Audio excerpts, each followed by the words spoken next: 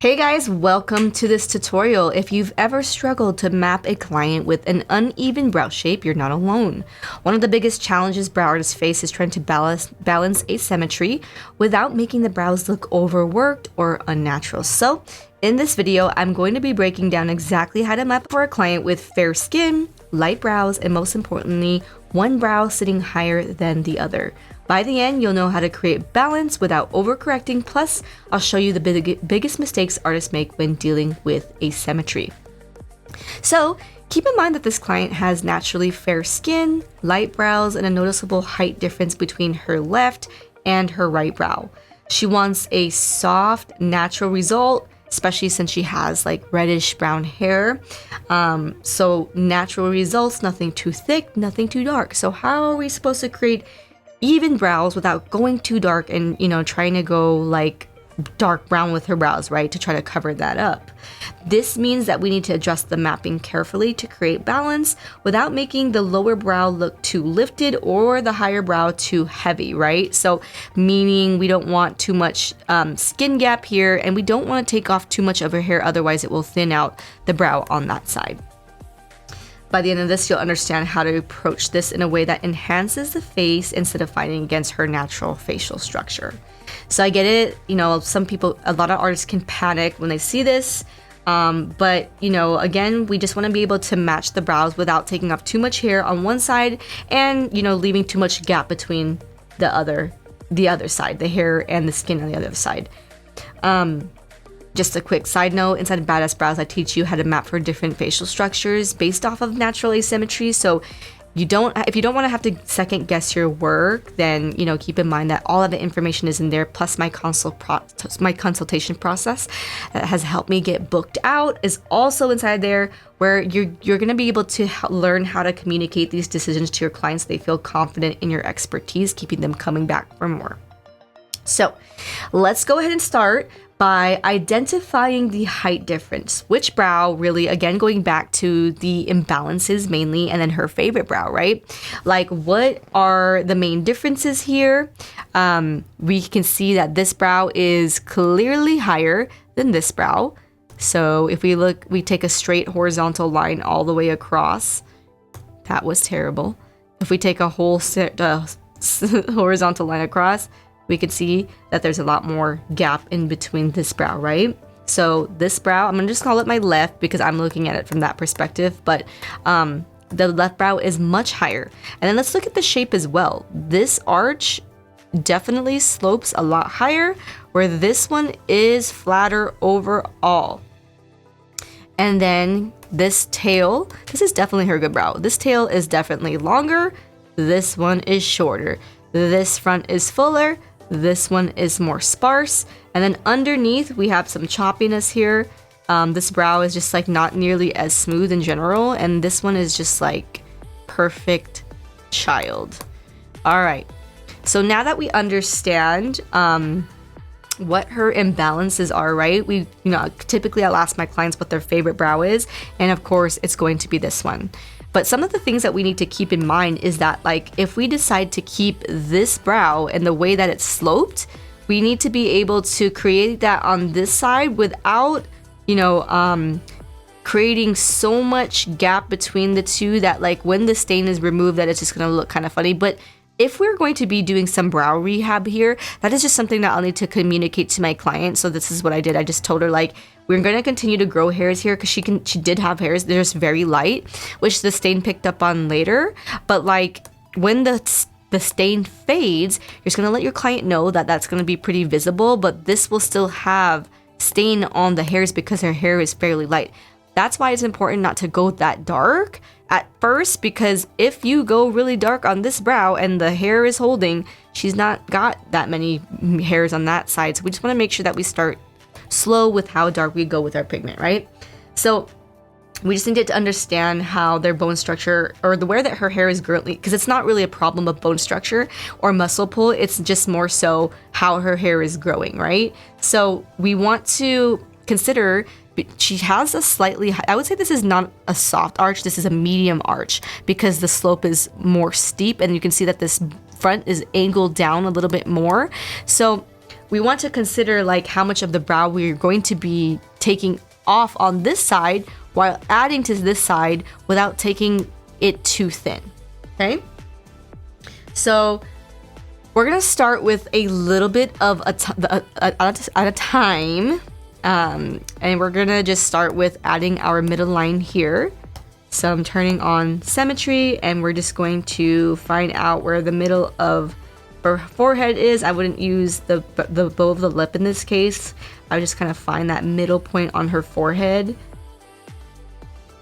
And then keep in mind, it's also the way like I took the picture, so sometimes it could be slightly leaning towards the left, and the left can look higher in that case too. But I feel like that's a good spot right there. So we've already identified the imbalances, that the brow is higher on one side. So now we'll start by working with the front. Since this brow on the left is our golden child, we're probably going to be using that to be our marking point for the fronts of the brows. And then considering that like this brow does not grow nearly as much on the right side, so we just don't want too much skin gap there. So just be mindful of when you go to place that line, how much space is going to be here as well, okay? So her last bit of hair is actually perfectly in line with the dip of her nostril. So we're just gonna keep that. And you know, with all my clients, you know, one of the things that clients and students come to me for is that they say they come to me because my brows end up looking very natural. Like you don't really see me creating a lot of like the IG trending brows where they're super super-saturated. And I just, you know, I think that timeless brows are the best fit. And like usually what a client is coming in with is probably going to be the most complimentary, unless in this case she has asymmetry, so you gotta kind of figure out. Honestly, both brows would look good. Like even if you went flatter on her, it still would look really good. But I feel like in this case, typically like with a longer face, we wouldn't necessarily want to go super long, but because she likes like those curves and her hairline is slightly a bit like smaller, it's not so bad to keep that medium arch, right? So again, it's not black or white, but if we kept this hair where it was on the right brow, it would close off the space too much and actually like not give her the lift that she's looking for, right? So this side. Okay, so now that we have identified the fronts of the brows, we're going to identify the arches. And then keep in mind that, you know, some people use the iris, I think that's the iris, the outside of the eye. And I feel like those are two good points actually, because we want to keep that arch exactly where it's at. So I'm gonna actually use that as my guiding point here. It's a little bit too far out. So first line, that's gonna be like where the highest point of the brow is going to be. Oh my gosh. There we go. And then the second point is gonna be where it starts to slope down. So keep in mind, like the closer that the second line is, the more that slope is gonna be pretty steep, okay? So the further that slope is, the longer that arch is going to be. So let's just kind of see what that looks like.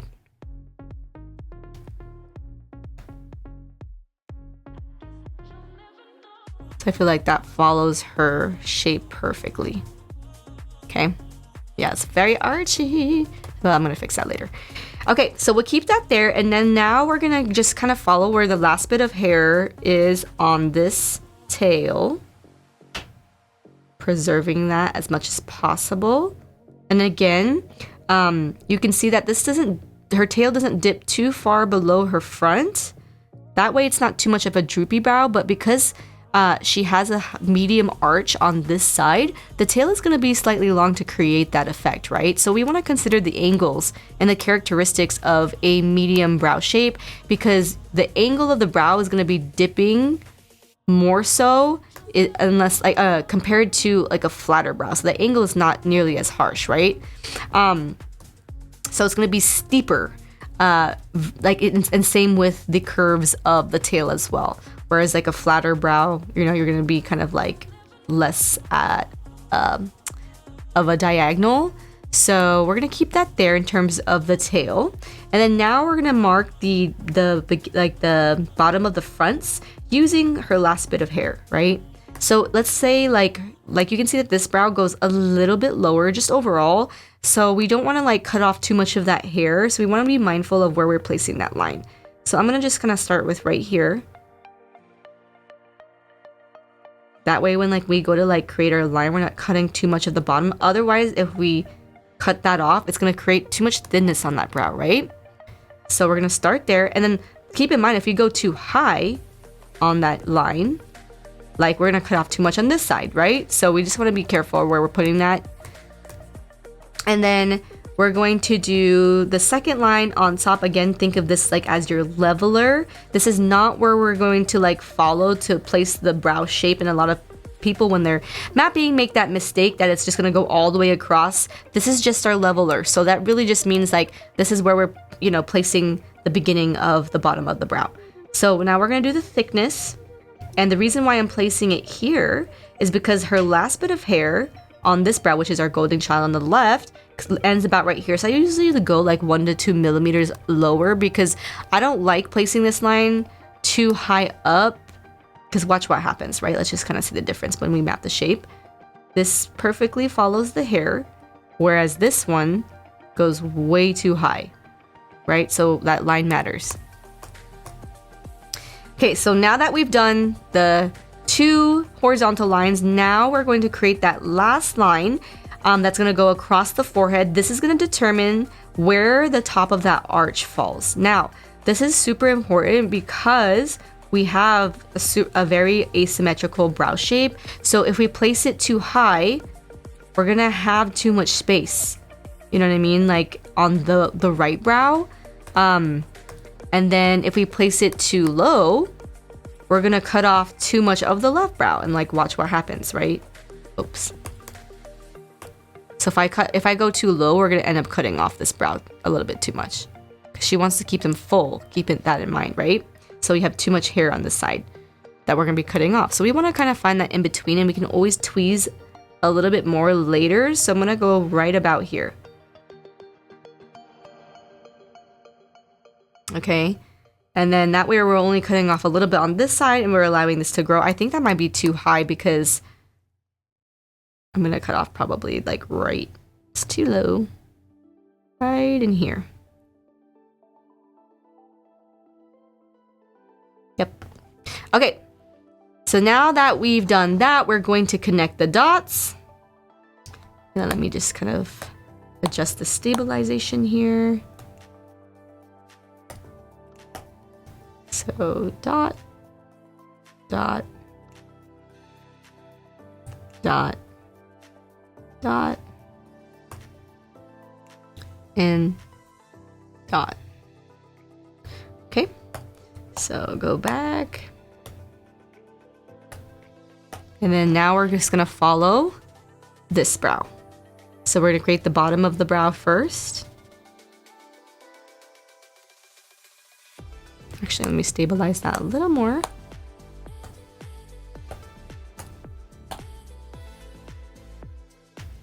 So it's smoother. Okay.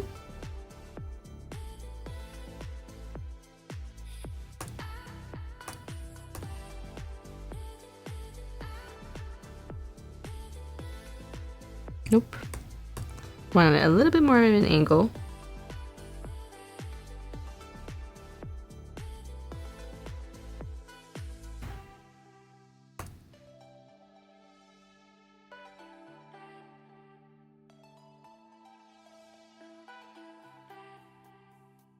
Right in there.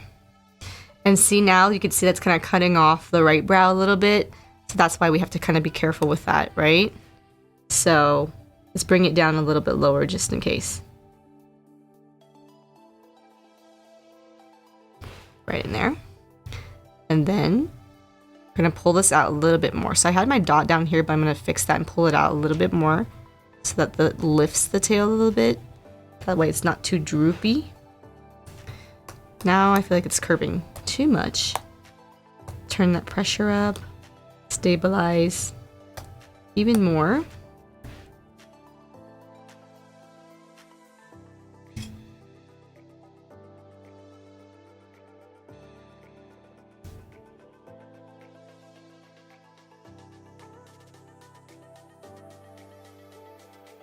too archy.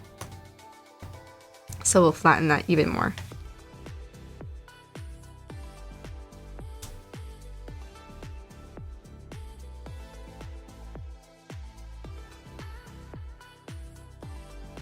The top line, a little too archy, too rounded.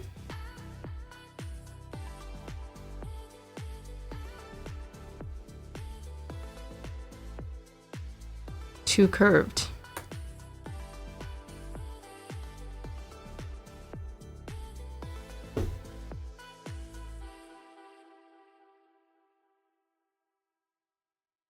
Too rounded. So we want to flatten this arch out so it's not so rounded at the top.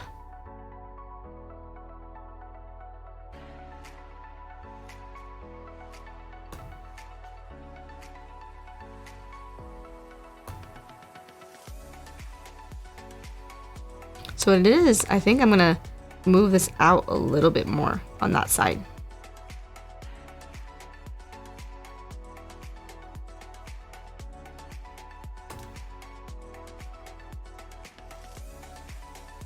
So something along those lines, right? We can even go a little bit thicker than that, but it just kind of like creates too much of a roundedness. So we kind of want to flatten that out even more. Too long.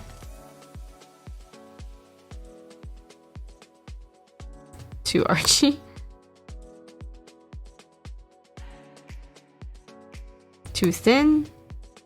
So now the reason is because that arch is a little too low.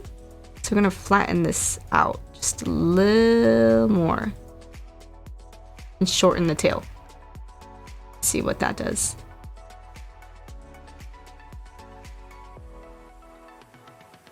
That way it's not creating so much like of a dippy brow because it doesn't drop too far below the front, right? We kind of wanted to shorten that tail a little bit.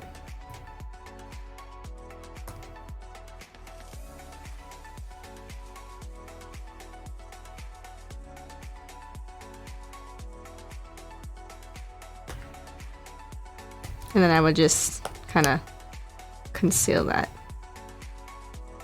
a little bit. So that's like flatter.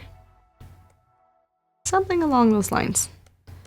We can even shorten this tail even more so it's more snatched. And then like lift this up a little bit more as well. And then this is exactly why we have to be kind of careful, you guys, because if we pull off too much hair, you know, we can end up like creating too much gap in between here. So this kind of gives you guys an idea of like what shape would be the most flattering, which in this case I didn't go as archy as I thought, but we wanted to shorten that tail a little bit so it's not as droopy. And then I'm gonna lift these fronts up a little bit so that way it's not as archy. So that is the final result. Now keep in mind, if you guys want to learn the specifics of brow shapes and what complements the client's face shape more so, different ways to do that, the characteristics of the 8 main brow shapes, all that good stuff, why you place your lines, where you place your lines, the consultation process, then please check out my online lamination, wax, and stain course. And then let me know if you guys have any questions in the comments. You guys got to see this in real time, how my brain works. And then any suggestions, let me know as well.